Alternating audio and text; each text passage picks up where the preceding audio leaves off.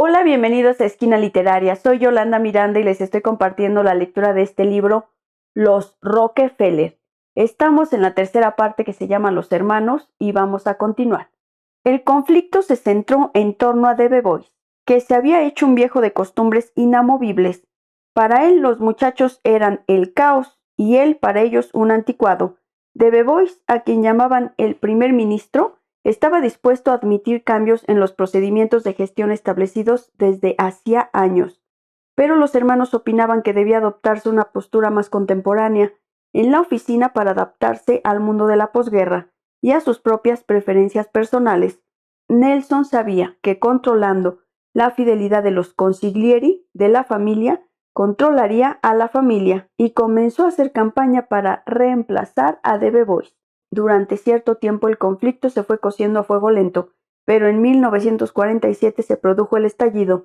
Nelson quería contratar a John Lockwood, que de hecho se había convertido en su abogado privado, como consejero legal oficial de toda la familia. Sabiendo que había llegado su hora, pero sintiéndose responsable ante el resto de la vieja guardia, DeBois intentó que contratasen a Vanderbilt Webb, que llevaba vinculado a la oficina desde 1939. La lucha consiguiente por el poder fue llevada a un nivel casi elegante, y las discrepancias se ventilaban según un código tan cortés que algunos subordinados de segundo orden nunca se enteraron de lo que sucedía. Era el tipo de situación en la que Nelson se había distinguido durante su estancia en Washington. Una vez disipado el humo, Lockwood fue nombrado abogado principal de la familia, quedando Webb marginado, salvo para cometidos especiales, y el estatus de DeBois reducido al de asesor privado honorífico de Junior. El propio Lockwood recordaría años más tarde, después de haber alcanzado la edad de la jubilación establecida por los hermanos a los 65 años y de volver a su viejo despacho de Milbank, Tweed, Nelson se metió en una buena jugada. Él sabía que era el momento de hacerlo y lo hizo. Todo fue porque Junior no sabía realmente lo que se estaba cociendo, por hallarse aislado de sus hijos. Una vez consumado el golpe, cuando yo estaba ya concentrado oficialmente, me llamó a su despacho y me dijo: «Señor Lockwood, usted es ahora el asesor de la familia y una de las cosas que quiero que haga es explicarme a mis hijos». Una vez sustituido DeBois, la resistencia a los hermanos cesó.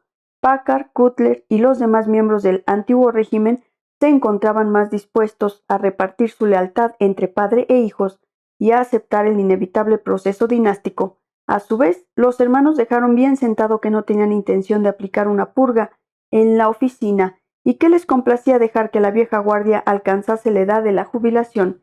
Aunque técnicamente seguían siendo los huéspedes del padre, nunca les cargó alquileres ni les pidió que compartieran los enormes gastos de la oficina. Los hermanos comenzaron a crear mini oficinas propias, contratando asesores privados con los que fueron sustituyendo al personal de Junior conforme fallecían o se jubilaban. La placa de la suite 5600 rezaba: «Oficina de los señores Rockefeller». Había tantos Rockefeller al mando del personal que los empleados optaron por llamarlos Mr. John, Mr. Nelson, Mr. Lawrence, etc. Después de esto le tocaba el turno al Centro Rockefeller. Tras dilatadas negociaciones, Nelson convenció a su padre de que había llegado el momento de transferir las acciones del centro a su cuenta y a la de sus hermanos. Los edificios del centro, que en los años 30 era un capital riesgo de varios millones de dólares, por entonces se habían convertido en el complejo inmobiliario más importante y preciado de Nueva York, y su valor en el mercado aumentaba a cada nueva construcción que surgía en la coyuntura de que se benefició Manhattan como consecuencia del proyecto de la ONU. Su control no solo servía para tener voz y voto en los asuntos urbanos, sino que a la vez facilitaba docenas de empleos bien pagados, en los que los hermanos podían colocar, y lo hacían, a personas a quienes deseaban mantener en su órbita. Nelson sabía que iba a ser la carta más valiosa de su generación, y persuadió a su padre para que vendiera el centro a los fondos del 34 que había dispuesto para los hermanos. Para ser un hombre considerado por sus hijos como distante y autoritario, Junior capituló a estas demandas más fácilmente de lo que habría cabido esperar. En la única ocasión en que frenó la ofensiva fue en la tocante a Pocantico. En la finca se habían levantado casas nuevas y ya una cuarta generación de Rockefeller jugaba en los bosques, pero seguía siendo un lugar tan tranquilo e idílico como cuando Junior sugirió la compra a su padre 50 años atrás. Desde entonces él había ampliado la finca comprando todo el terreno colindante que salía a la venta. Se había trasladado a la casa grande al morir Senior para asumir el papel del Lord de Kihuit, y sus hijos ocupaban casas que reflejaban su respectivo carácter y su clase de relaciones.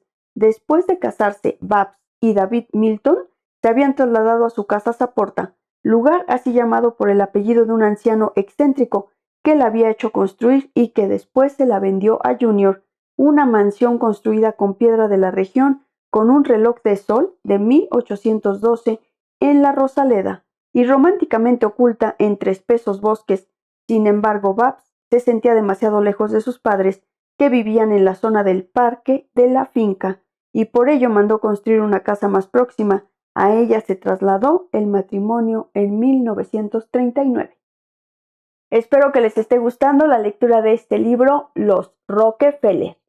Déjenme sus comentarios, suscríbanse al canal, denle like a la lectura, compártanla y recuerden que estoy en Patreon si les gustaría apoyar este trabajo. Los espero en el próximo video. Muchas gracias por escucharme.